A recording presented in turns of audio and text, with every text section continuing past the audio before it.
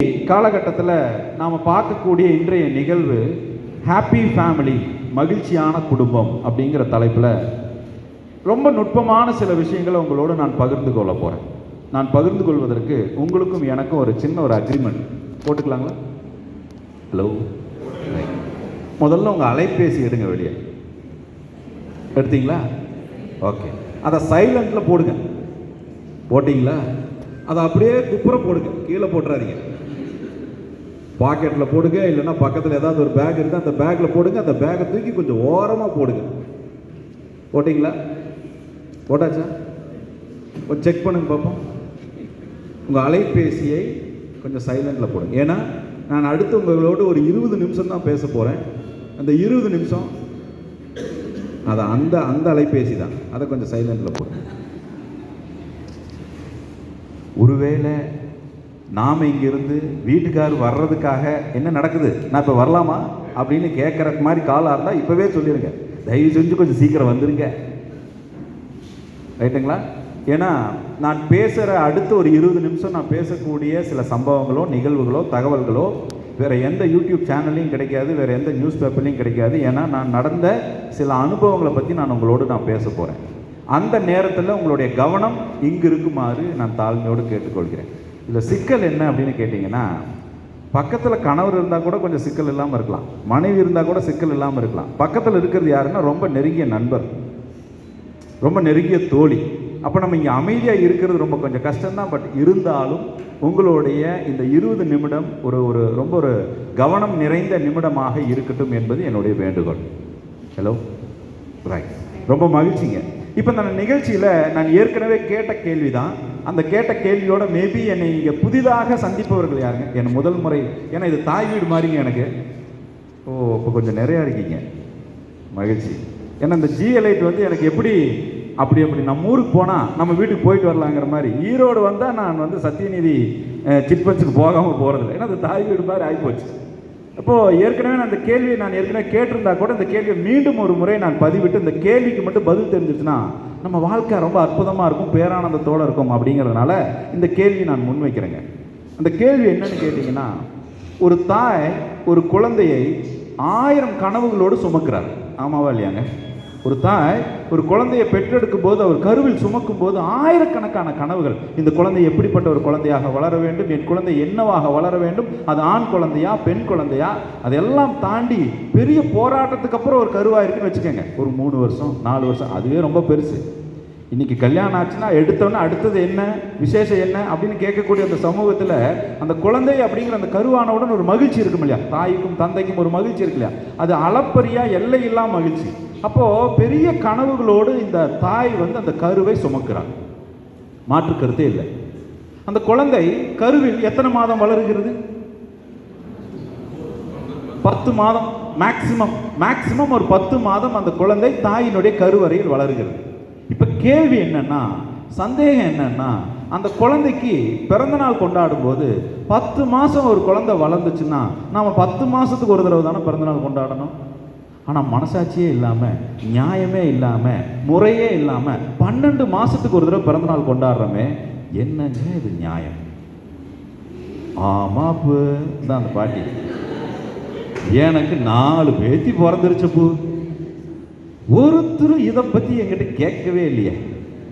யோசிச்சு பாருங்க, ஒரு தாய் 10 மாதம் கருவில் சுமக்கின்ற அந்த குழந்தைக்கு 12 மாதத்துக்கு ஒரு முறை நாம் ஏன் பிறந்த நாள் கொண்டாட வேண்டும்? என்னங்க? என்னங்க, அது பிறந்த தேதி அந்த வருஷம் தானங்க வருது. அப்புறம் நான் எப்பங்க பிறந்தநாள் கொண்டாடுறது? இல்லை எழுத்து வீட்டுக்காரர் அப்படிதான் பண்றாரு, இல்லை எங்க அப்பா அப்படிதான் பண்ணாரு, எங்க அப்புச்சி அப்படிதான் பண்ணாரு அப்படின்னு ஏதோ ஒரு காரணம் இருக்கலாம். ஆனால் இன்னைக்கு நாம் நடத்துகின்ற இந்த நிகழ்வுக்கு பின்னாடி நீங்கள் அனைவரும் மீண்டும் பிறப்பதற்கான ஒரு வாய்ப்பு இருக்கிறது. மீண்டும் உங்களை புதிதாக வடிவமைத்துக் கொள்வதற்கு, மீண்டும் புதிதாக பிறப்பதற்கான ஒரு வாய்ப்பு. அந்த வாய்ப்பை இன்றைக்கு ஏற்படுத்தி இருக்கக்கூடிய நம்மளுடைய குழு தலைவர் திரு தர்மலிங்கம் மற்றும் அவர்களுடைய அணியினருக்கு நம்ம ஒரு பரத்த கரவொலி கொடுத்து அந்த விஷயத்தை நாம் செய்திருக்க வேண்டும். இப்போ காரணம் சொல்கிறேன் கேளுங்க. ஒரு கரு எப்படி உருவாகுதுன்னா, தந்தையுடைய விந்து தாயினுடைய நாதத்தில் வந்து விழுந்து ஒரு கருவாக உருவெடுக்கிறது. இந்த கருவில் டிஎன்ஏன்னு ஒன்று இருக்குது. டிஎன்ஏ ஆர்என்ஏ, அதில் ஒரு ஜெனட்டிக் மெமரி ஒன்று இருக்குது.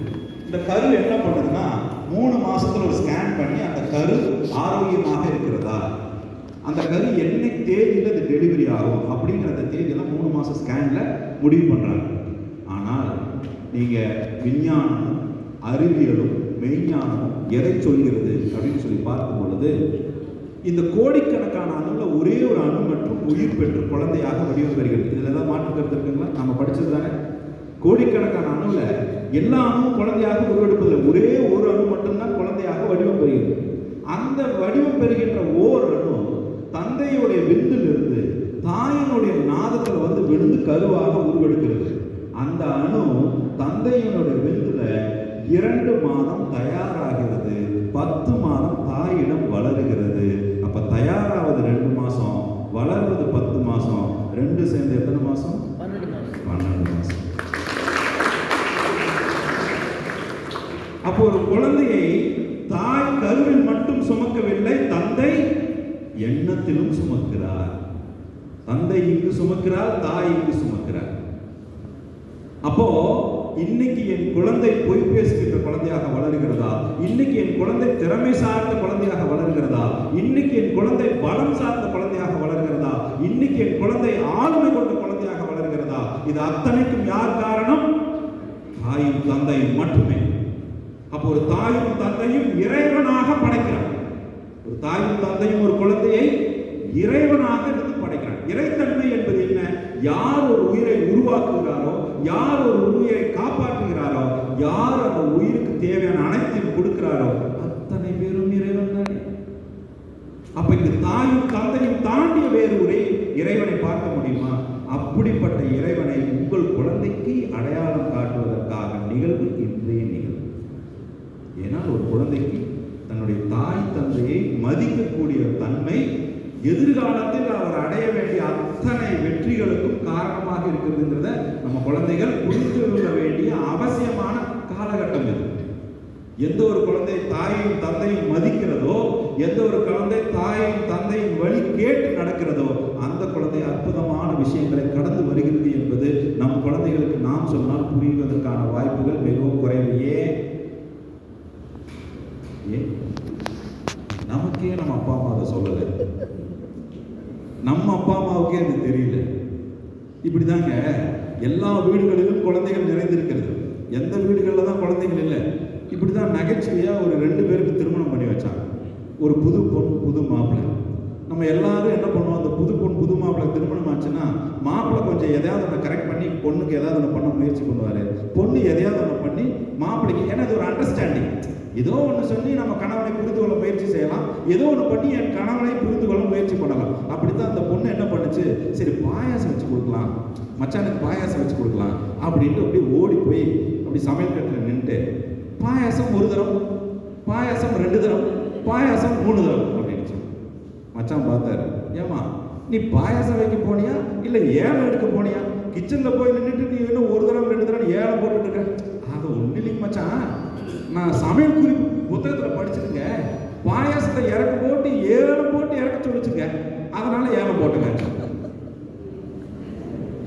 இன்னைக்கு நிறைய பேருக்கு குழந்தைகளுக்கு பாயாசம் வைக்க சொல்லி கொடுத்த அம்மா அப்பா ஏலம்னா என்னன்னு சொல்லி கொடுக்க தவறிட்ட, இல்லைன்னா அந்த குழந்தைகளும் ஏலம் என்பது எதை என்று கற்றுக்கொள்ள வாய்ப்பு குறைவாக இருக்கிறது. இப்போ நிறைய விஷயங்களை அரையும் குறைவாகவோ அல்லது பாதி தெரிஞ்சு பாதி தெரியாமல் குழந்தைகளை நாமும் வளர்த்துக்கிறோம், குழந்தைகளும் வளர்கின்றது. இன்னைக்கு யதார்த்தமாகங்க சென்ற ஆண்டை விட இந்த ஆண்டு, அதாவது நீங்க சொல்லக்கூடிய நம்ம போன ஆண்டு சொல்றோம், நீங்க வந்து 2025 விட 2026 குழந்தைகளுடைய மனோபாவத்துல குழந்தைகள் தற்கொலைக்கு முயற்சி செய்யக்கூடிய சதவிகிதம் அதிகரித்திருக்கிறது என்று சொல்கிறது ஒரு உளவியல் ஆராய்ச்சி. அதான் நம்ம தமிழ்நாடு கவர்னர், மாநிலத்தினுடைய கவர்னர் திரு NR ரவி அவர்கள் இந்த செய்தியின் காரணமாக இந்த மனநிலையை தடுக்கும் வகையில், தற்கொலை தூண்டக்கூடிய ஒரு மனநிலையை தடுக்கும் வகையில் ஒரு விழிப்புணர்வு மக்களுக்கு தேவை என்று அவர் ஒரு ப்ராஜெக்டை சைன் பண்ணுறாரு.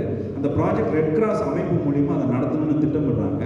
ரெட் கிராஸ் மூலியமாக இந்த ஆண்டு அனைத்து நம்ம மாநிலத்தில் உள்ள அனைத்து கல்லூரி மற்றும் பள்ளிக்கூடங்களில் உள்ள அனைத்து இடங்களிலும் மாணவர்கள், பெற்றோர்கள், ஆசிரியர்கள் இந்த 3 நபர்களுக்கும் ஒரு விழிப்புணர்வை ஏற்படுத்த வேண்டும், தற்கொலை தடுப்பு விழிப்புணர்வை ஏற்படுத்த வேண்டும் என்று அதற்கு ஞான சஞ்சீவனி குருகுலத்தினுடைய நிறுவனர் என்ன ஒரு அஃபீஷியல் ட்ரெயினராக அப்பாயின்ட் பண்ணியிருக்காரு.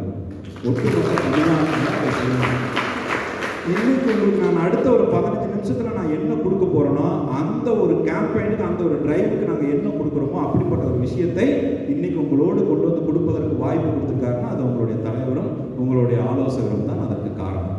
இப்போது நான் சில விஷயங்களை மட்டும் கொடுக்குறேன், முடிஞ்சால் மைண்டில் பதிவு பண்ணிக்கங்க.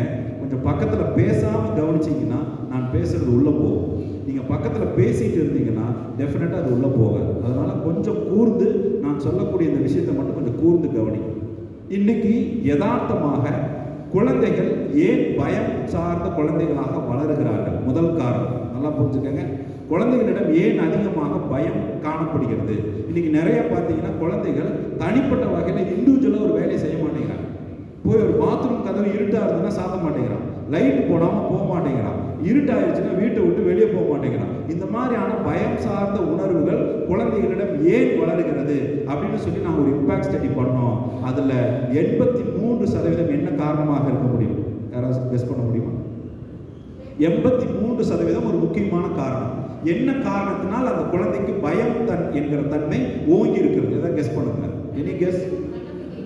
தன்னம்பிக்கை இல்லாததுனால தான் பயமா இருக்கு. அதுக்கு காரணம் என்னவாக இருக்க முடியும் அப்படின்னு கைட் பண்ணியிருப்பாங்கன்னு நினைக்கிறீங்க? வேற திரைப்படங்கள் எல்லாமே நாமளே பண்றோம். சரிங்க.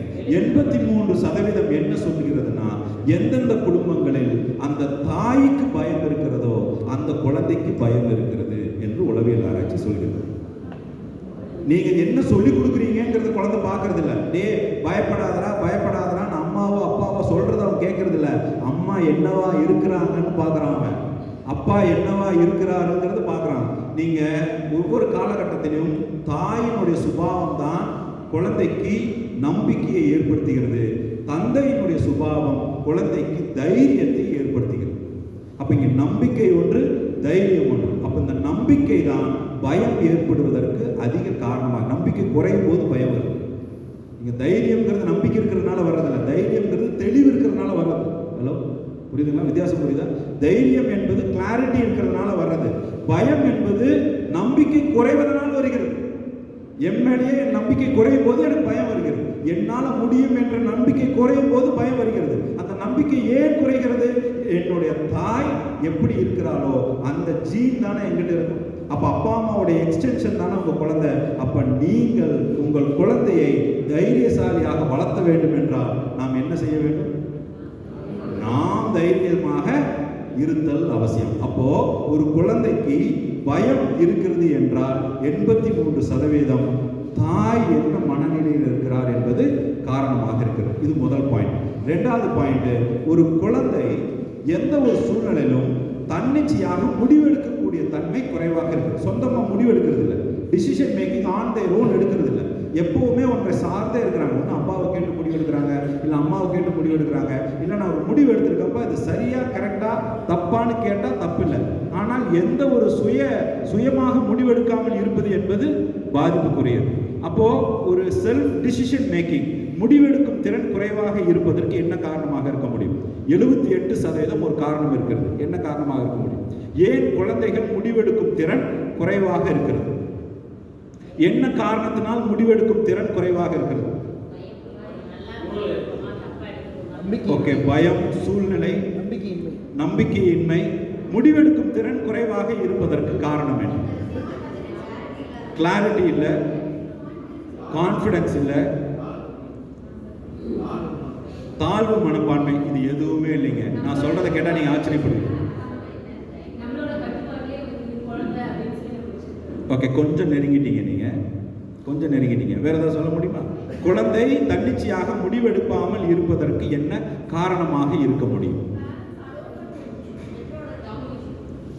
பெற்றோருடைய டாமினேஷன். அது வேற விதமா எப்படி சொல்லலாங்க? சேஃப் ஜோன்ல இல்லை, கொஞ்சம் நெருங்கிட்டாங்க அவங்க. இன்னும் ஒரே ஒரு பாயிண்ட் தான். என்னவாக இருக்க முடியும்? குழந்தைகள் முடிவெடுப்பது சுயமாக எடுப்பதில்லை. என்ன காரணமாக இருக்க முடியும்? பெற்றோரினுடைய ஆளுமை. இன்னும் கொஞ்சம் நெருங்கிட்டீங்க.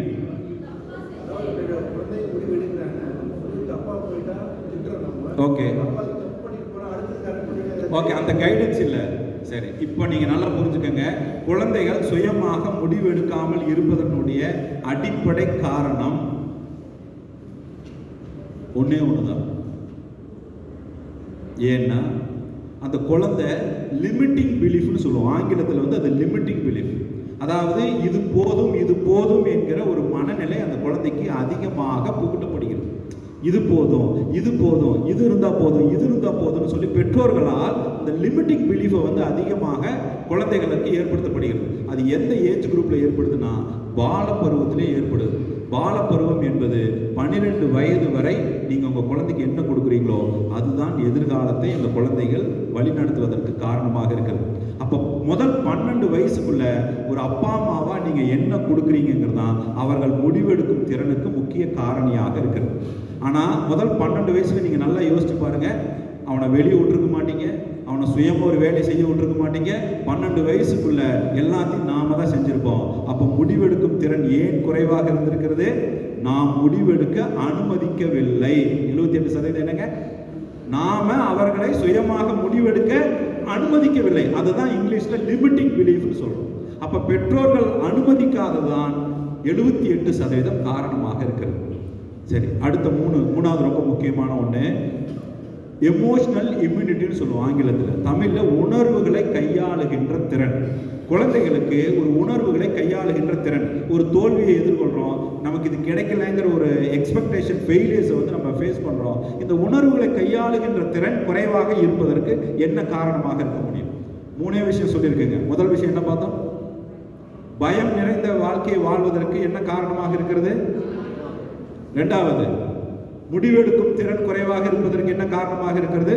பெற்றோர்கள் அனுமதிக்கவில்லை. மூணாவது என்ன பாராமீட்டர் பார்த்தோம்? உணர்வுகளை கையாள்வது ரொம்ப முக்கியமாக இருக்கிறது. அப்ப அந்த உணர்வுகளை கையாள தெரியாமல் இருப்பதற்கு என்ன காரணமாக இருக்க முடியும்? 92% ஒரு பாராமீட்டர். 92% உணர்வுகளை கையாள தெரியவில்லை. என்ன காரணம்? ஓகேங்க, ஓகே